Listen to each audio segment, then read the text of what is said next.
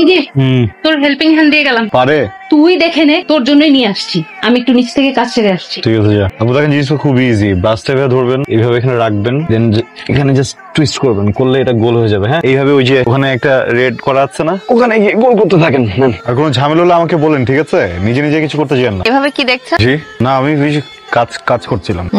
ভাবছেন পিছনে না তাকে কিভাবে বুঝলাম? শোনো, মেয়েদের পিছনে একজোড়া চোখ থাকে, কে তাদের দিকে কিভাবে তাকায় সেটা তারা দেখতে পায়। আপনি খুব সুন্দর আলপনা করেন। Thank you. সেটাই দেখছিলাম। এই আবির, এই ওঠ, এটা কি ঘুম? আর নিজের রুম ছেড়ে এখানে এসে ঘুমাচ্ছিস কেন?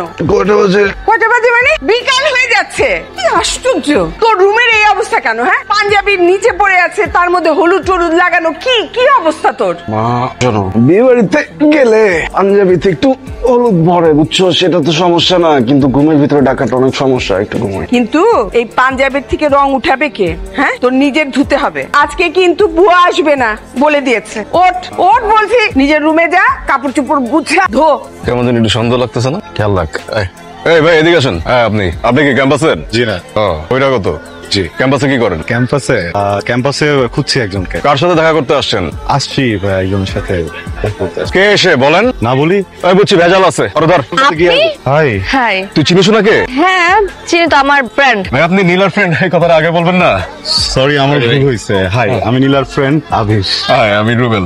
সরি ভাই, কিছু মনে করবেন না। না না রুবেল ভাই ঠিক আছে, আমি নীলার ফ্রেন্ড। আচ্ছা। এই চল। আপনাদের ক্যাম্পাসে দেখছি ক্যান্টন। কিছুদিন আগে আপনার মতো কিছু বহিরাগত, আমার মতো? মানে বহিরাগত, আচ্ছা। বহিরাগত এসে আমাদের ক্যাম্পাসে কিছু মেয়েকে খুব বাজেভাবে ডিস্টার্ব করছে। এরপর থেকে বহিরাগত ঢোকা একদম নিষেধ। আচ্ছা ঠিক আছে। কিন্তু আপনি এখানে কেন? আমার সাথে দেখা করতে আসছেন? আমি না আমি যে ক্যাম্পাসে আসছিলাম, একটা কাজ ছিল আপনাদের প্রফেসরের সাথে দেখা করতে। ও আচ্ছা, কোন ডিপার্টমেন্টের? English department. জি। প্রফেসর মামুন। প্রফেসর মামুন। তো চলেন আপনাকে ডিপার্টমেন্ট পর্যন্ত নিয়ে যাই। চিনেন তো? আমি নিয়ে যাই, চল। আপনি যাবেন? যাবে না তো? কেন? উনি আসবেন এখানে আসবে আপনার সাথে দেখা করতে। ঠিক আছে, না আসা পর্যন্ত আমি আপনার সাথে থাকি। হ্যালো, আসসালামু আলাইকুম। হ্যালো, হাই, নীলা বলছি। হাই, আপনি আমার নাম্বার পেলেন কোথায়? কি এই যুগে কারোর নাম্বার জোগাড় করা কোনো ব্যাপার? একদমই ব্যাপার না। ঠিক। তারপর আপনার বাইক ঠিক হলো? হ্যাঁ, বাইক তো ঠিক হয়ে গেছে। বাহ, বেশ ভালো। কিন্তু আফসোস, আপনার বাইকে ঠিক মতো চড়তেই পারলাম না। দেখেন, আফসোসের তো কিছু নেই, চলেন একদিন বের হই। আপনি কবে ফ্রি আছেন?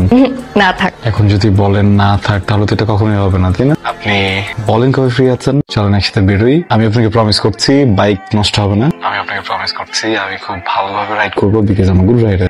আমি আপনাকে এমন কিছু জায়গা দেখাবো যেটা আপনি কখনো দেখেননি। ওকে ওকে, এত করে যেহেতু বলছেন, তাহলে নেক্সট ফ্রাইডেতে। ওকে ডান। ওকে, রাখছি তাহলে, বাই। হাই। হাই। আসবো। Thank you. আপনি এই অবস্থা এখানে? ও আমি জানতে পারলাম যে আপনি বাচ্চাদের ক্লাস নেন, তো ভাবলাম যে অনেক বাচ্চারা থাকবে, ওদের সামনে একটু ছোট হয়ে আসি, তাহলে ওরা একটু কমফোর্টেবল ফিল করবে। কিন্তু এসে দেখি যে সবাই চলে গেছে অলরেডি। শর্ট পড়লে ছোট হয়ে যায়। আচ্ছা যাক গে, আপনি জানেন কিভাবে যে আমি এখানে গান শেখাই? 2024 এই যুগে তো সবাই চাইলেই যে কোনো কিছু জানতে পারে, তাই না? তা আমার পিছনে গোয়েন্দা লাগানোর কারণ? খুব ইম্পর্টেন্ট একটা কারণ, খুবই ইম্পর্টেন্ট। আমি আপনাকে আমার পছন্দের জায়গায় নিয়ে যেতে চাই, যাবেন? এখন? আপনি বাসায় যান, ফ্রেশ হন, রেস্ট নেন, দেন রেডি হয়ে রাতে বেরোই। রাতের বেলা? বেশি রাতে না, একটু রাতে। একটু যাবেন? ওকে, থ্যাংক ইউ। চলেন বের হই। শিওর। হ্যালো। বলেন, কি বলবেন? নীলা, আই লাভ ইউ। কাল ওইভাবে ওইখান থেকে চলে আসাটা আমার ঠিক হয়নি। I am sorry. উল্টা আসলে আমার ছিল, আমার ওইসব বলাটা ঠিক হয়নি। আপনার সাথে আমার কিছু কথা আছে। বলো। সরি, বলুন। এর আগেও আমার সাথে আরো অনেকেই সম্পর্কে জড়াতে চেয়েছে, কিন্তু সবাই মাঝপথে এসে থেমে যায়। কেন? খুব ছোটবেলায় আমার একটা অ্যাক্সিডেন্ট হয়েছিল। অ্যাক্সিডেন্ট কিভাবে সেটা বড় কথা না, আমি কোনোদিন মা হতে পারবো না। আবির, প্রেম করা আর প্রেমে পড়া এগুলো খুব সহজ একটা ব্যাপার। আমি না এরকম কোনো সম্পর্ক চাই না যেখানে আপনার সাথে আমার কখনো দেখা হলে পরিচয় দিতে হবে যে আপনি আমার। আমি এমন একজন পার্টনার চাই যে সবকিছু জেনে বুঝে মেনে আমার সাথে থাকবে। পারবেন আপনি? বিয়ের পরও সন্তান ছাড়া থাকতে সুখে থাকতে পারবেন যখন অনেক অনেক কথা শোনাবে, সবকিছু মেনেও আমার সাথে ভালো থাকে? খুব কঠিন প্রশ্ন করে ফেললাম না? সমস্যা নেই, অ্যান্সার দিতে হবে না। আপনি আগে শিওর হন, তারপর আমাকে জানাবেন। আসি। কিছু না। খাবি না? কি হয়েছে বলতো? হ্যাঁ হ্যাঁ বল না, এমন দেখাচ্ছে কেন তোকে? না, ওই একটা ব্যাপার নিয়ে একটু ভাবছিলাম। আরে কি হয়েছে বল না। কিছু না, তুমি যাও, আমি আসছি। আচ্ছা, আমি তো তোর মা, তুই তো সবকিছু আমার সাথে শেয়ার করিস। আমার একটা ফ্রেন্ড হঠাৎ করে একটা প্রশ্ন করেছে, কি উত্তর দিব বুঝতে পারছি না। কি প্রশ্ন? ও একটা মেয়েকে অনেক ভালোবাসে, বুঝছো? মেয়েটাও ওকে ভালোবাসে। আচ্ছা, খুবই সুন্দর কাপল, সুইট কাপল। দুজন যখন দুজনের সাথে থাকে না, ওরা ওরা খুব ভালো থাকে। ফ্রেন্ডের বিয়ে ঠিক হয়েছে, হ্যাঁ। এন্ড হঠাৎ করে ফ্রেন্ডটা জানতে পারে যে ওর সেই ভালোবাসার মানুষটা ছোটবেলায় একটা অ্যাক্সিডেন্ট করেছিল, যার কারণে ওর ওভারিতে অপারেশন করতে হয়েছে। ডক্টররা বলেছে ও কখনো মা হতে পারবে না, কখনো বাচ্চা হবে না। ফ্রেন্ডটা আমাকে জিজ্ঞেস করছিল যে ওর কি করা উচিত। আমি কি বলবো মা? মানে ডাক্তার কি সবকিছু টেস্ট করে একেবারে না করে দিল? মানে আর কখনো সত্যি সত্যি বাচ্চা হবে না? তাহলে তো খুব মুশকিল। মুশকিল কেন? সলিউশন নেই কোনো? মানে বিয়েটা কি বল? বিয়ে হচ্ছে মানে একটা ফ্যামিলিকে আগে বাড়িয়ে নেওয়া যায়, তাই না? বংশের একটা ব্যাপার। মানে ধর একটা ছেলে যখন বিয়ে হয়, তারপরে তার বাচ্চা কাচ্চা হয়, ফ্যামিলিতে নাতি নাতনি আসে, তারপরে তাদের বাচ্চা কাচ্চা হয়, ফ্যামিলিটা বড় হয়, বংশটা আগে বাড়ে, তাই না?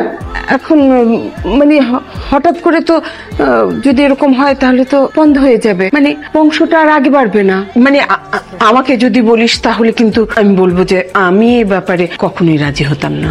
আর ভালোবাসা? হ্যাঁ, ভালোবাসা তো থাকেই, কিন্তু প্রত্যেকের তার পরিবারের প্রতি একটা দায়িত্ব থাকে না? সেই দায়িত্বটাই হচ্ছে বংশটাকে এগিয়ে নিয়ে যাওয়া। এখন সেটাই যদি না হয় তাহলে মা, ও ছেলেটা তার দায়িত্ব পালন করলো, কিন্তু দায়িত্ব পালন করতে গিয়ে সে একটা সুস্থ স্বাভাবিক মেয়েকে বিয়ে করার পরেও সুখী হতে পারলো না। তখন আচ্ছা, তুই না কি সমস্ত প্রশ্ন করে আমার মাথাটাই গন্ডগোল করে দিচ্ছিস। আচ্ছা, তোর কোন বন্ধু? তোর সব বন্ধুকে তো আমি চিনি। ফেসবুক ফ্রেন্ড মা, চিনবা না? তুমি খাবার করেছো? হ্যাঁ, আচ্ছা, তো খাবার রেডি আছে। তো চাটা খাবি না? আচ্ছা, খাবার দিচ্ছি।